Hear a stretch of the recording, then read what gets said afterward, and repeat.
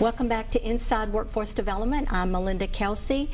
Joining me on today's show is the Speaker of the House of Representatives, Speaker Beth Harwell, and the Commissioner of the Department of Labor and Workforce Development, Burns Phillips.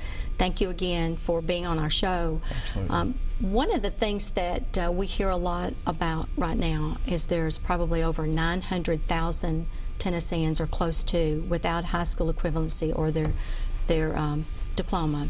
How does that impact the workforce, and what does it do to those individuals without that diploma and that credential?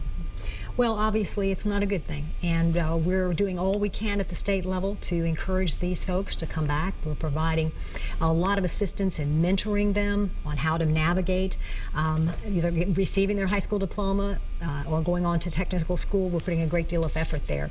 You know, I think as the Commissioner pointed out, it's really important that people understand employers want someone that can basically read and write and do basic math, that above all else. And so when the General Assembly increases the standards in our school systems, they're doing it for the benefit of the children. We have got to have these children prepared to enter the workforce, and we've got to hold schools accountable. And we have made great strides. We were one of the #1 states in improving on children's test scores, but we need to have more of those children completing their high school diploma. I agree. Commissioner? That's very important. And adult education is one of the programs that falls within workforce, the Department of Workforce Development. And so what we have tried to do this year is focus on adult education, because the program was never really, in our opinion, given the attention that it needed. So we have focused on it. We've changed the management, and we're trying to be very creative to help these almost 900,000 people, because without at least a high school diploma or an equivalency, that's the very minimum requirement of businesses today. If you look at the job orders on Jobs for 10, 97% require at least that.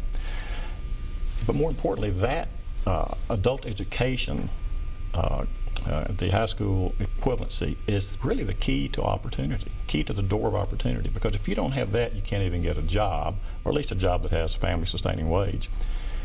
But if you don't have this, you can't go any further. You can't go to a TCAT, you can't go to a community college, or even a 4U school. You have to have that to start with as the very foundation. And so we've completely overhauled our adult education program. We've modernized it, brought it into the 21st century.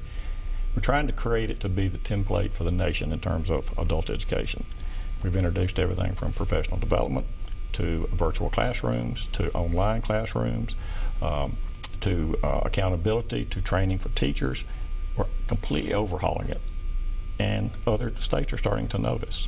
And so we want to get as many people as we can that key to opportunity. And don't you both just love that Tennessee's leading in this? I mean, we're addressing this hands-on.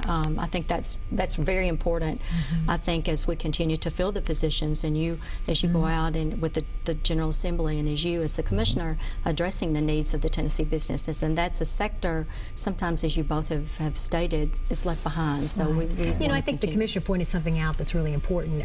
People that are older adults and want to get their degrees, we have to have a lot more flexibility with these folks, because a lot of them are working and a lot of them have families. They dropped out of school for a reason.